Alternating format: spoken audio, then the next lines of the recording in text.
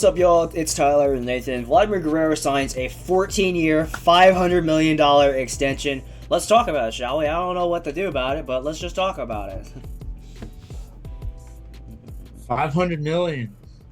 I'm gonna be completely honest. I do not like this move. I I don't. don't. I don't think anybody like. There was talks. Let's be real. There was definitely talks. I mean, there was probably within the last month or so, or even weeks. There was like four different articles, MLB.com articles, saying that Vlad is close to signing a deal. There's a deal in place for 14 years, whatever, 13 years. But me and you are on the same page with this. That this just in general for the Blue Jays is just a desperate thing, and I don't personally agree with it, especially for the position that he's playing is a really big premium. I mean, it's one of those deals where I think it's gonna just a bad deal. It's gonna backfire. Yeah, it's not like Vladdy's a bad player. He's not a bad player, but you're giving 14 years and 500 million to a first baseman who really offers nothing else aside from his bat because he offers nothing on the bases, doesn't really offer a whole lot with his glove either. So really all his value just comes from his bat, and you're giving him 14 years and 500 million. I just don't think this contract is going to age well. And that's not even including the fact that he's been an extremely inconsistent hitter. Dude is not consistent on a season to season basis at all.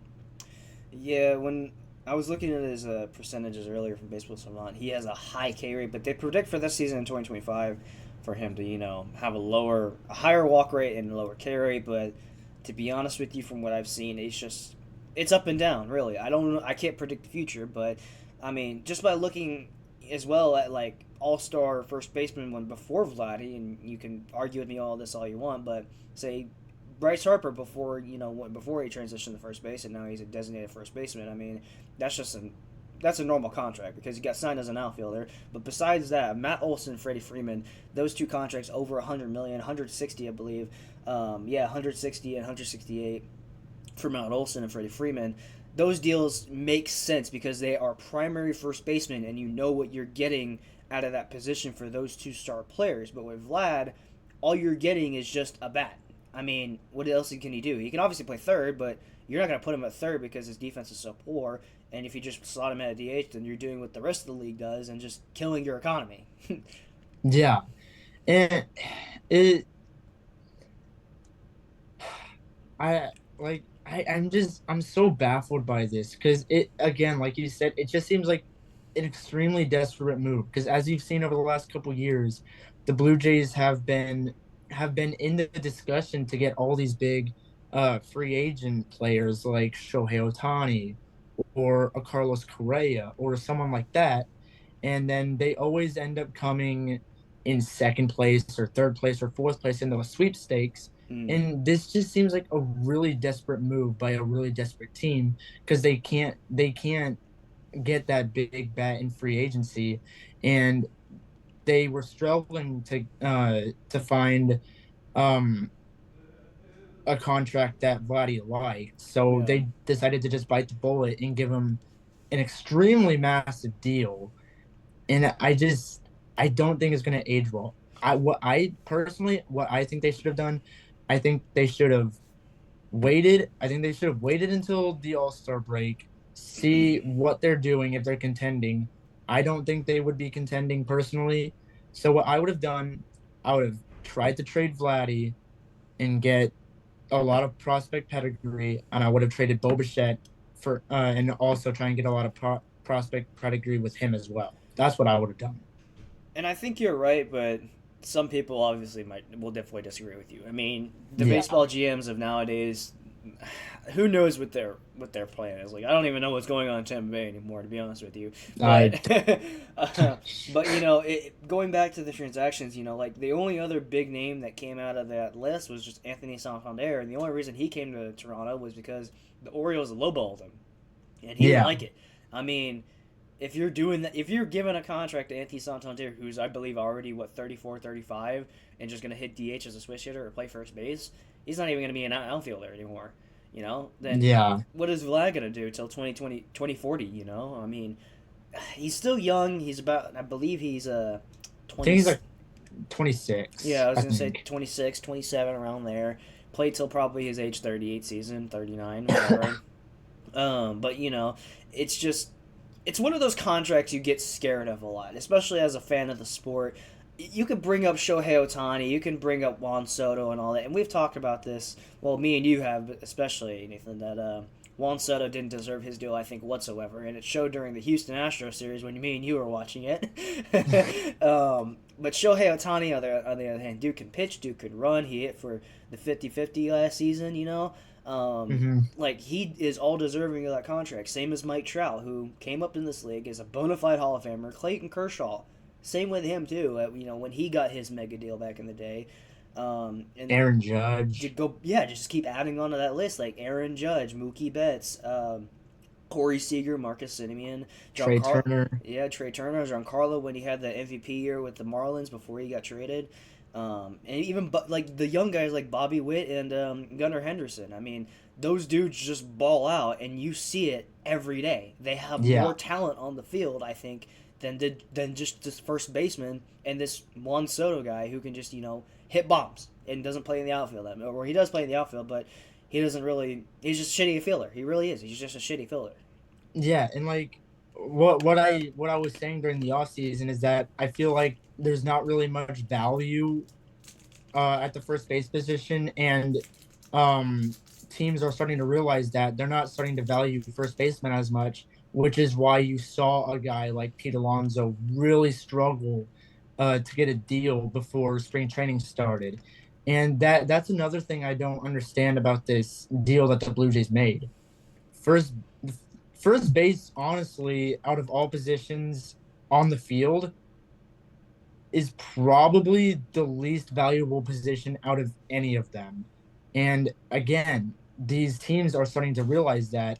And the Blue Jays were so desperate to keep one of their superstar players that they offered him a $500 million bag. And I just I think it's going to backfire at some point. I think it will too. I mean, whether it's injury, and obviously I pray and hope to God that doesn't happen for him, or say for example he just does horrible. His ego, and we've seen it before, way back in the day. I can't think of any names off the top of my head, but we just seen it back then where players got a big ton of money and they just start falling out of existence. Like, I don't know who Josh they. Hamilton is a good example of There you that. go. That's a very good example. I mean, look at Jurickson Profar too. Even though he got popped for PEDs after signing, I believe, that 3-year deal with Atlanta. I mean, what? Like, nobody expected that too. No. So it's crazy. And also to bring up that Pete Alonso deal. I mean, he's a universal free agent by the end of 2027, but he has a player option in 2026. I mean, this was a guy who came up from the Mets organization and wants to stay there, and you're only gonna give him 2 years. Like, where I thought all that money you spent on Juan Soto you could do to a homegrown player. Why are you giving it all to this one tool guy? That's not even probably going to bring you a championship unless you build a team around him. Well, and that's going back to like these teams just aren't valuing first baseman as much as they used to back like 10, 15, 20 years ago. The Chris Davis era. Oh boy, that probably has a lot to do with why first basemen aren't getting valued as much I mean, anymore. I mean, I'd argue, uh, I'd argue yes and no. I mean, yes, most likely because obviously you never know. But with Chris Davis, he came off that stellar offseason or stellar season with the Rangers, and then got signed to Baltimore and just crushed it. He had, I believe, 2 years that he was an All Star, and then it was just kind of a downhill track from there.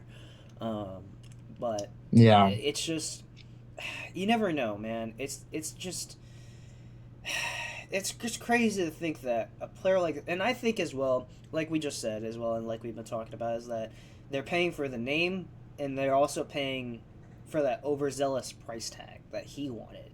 And not to say, like, again, not Yeah. to say he doesn't deserve every bit of that money because he's a talented player. He really is. But for a first baseman that's oversaturated, that's been hyped ever since he came to the league and has not really provided that star power other than the 4 seasons he was an all-star. He hasn't put up any MVP numbers yet, at least to my knowledge. I mean, the only season he was considered really MVP was when he tied or was in second in 2021. Besides that, I'm not seeing much. And then I don't know. He barely breaks the top 5. Besides that one year, he didn't even get Rookie of the Year award. I mean, I'm not trying to base it off of the stats and so much as the awards. I'm trying to base it off of the position and as well as what the valuability of this long-term contract will be. Yeah, it and like again, like you said, very talented player, a lot of raw talent.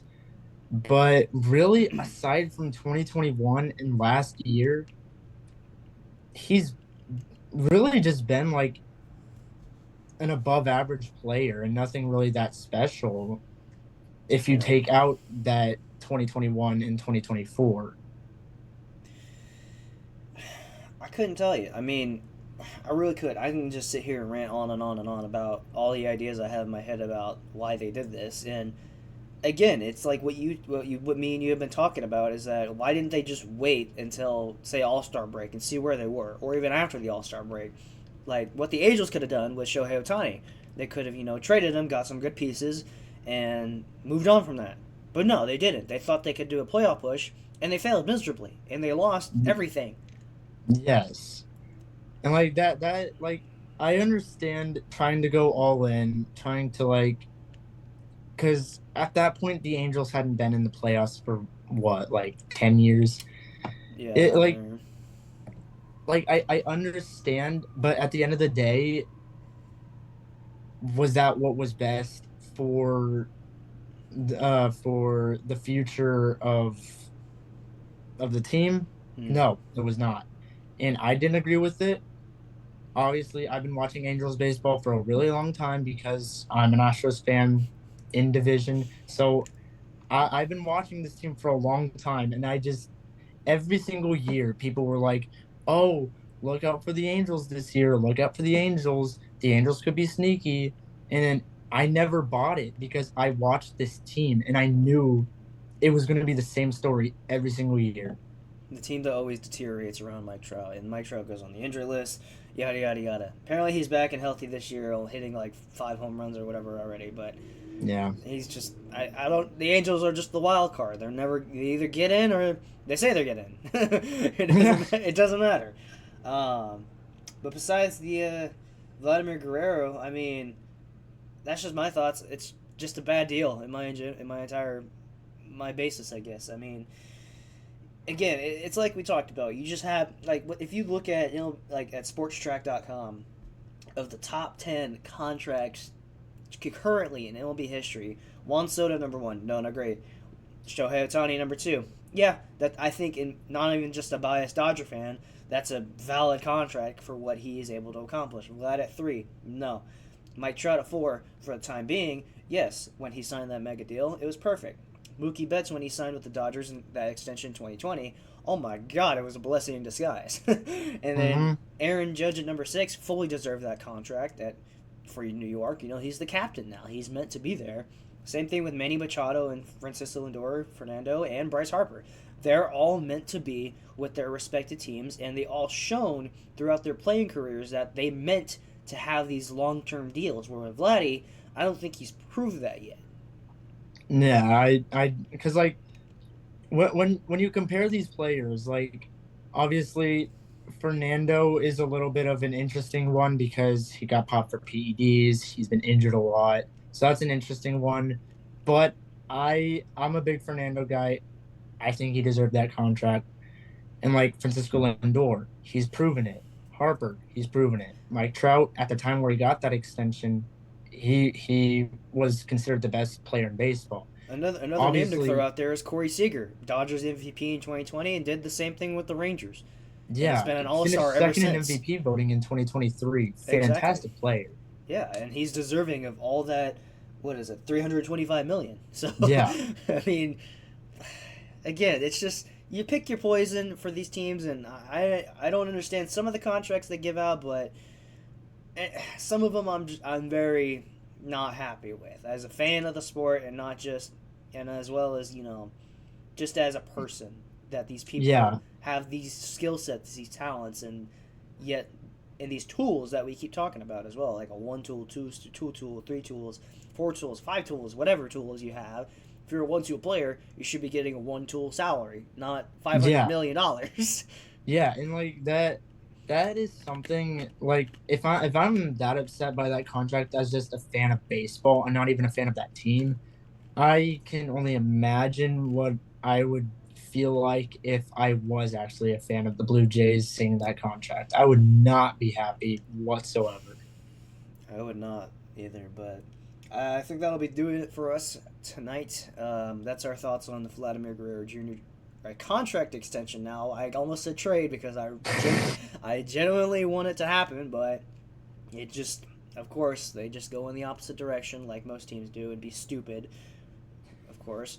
But that's gonna do it for us. My name's Tyler. My best buddy Nathan. Thank you for watching, guys. Don't forget to like and subscribe.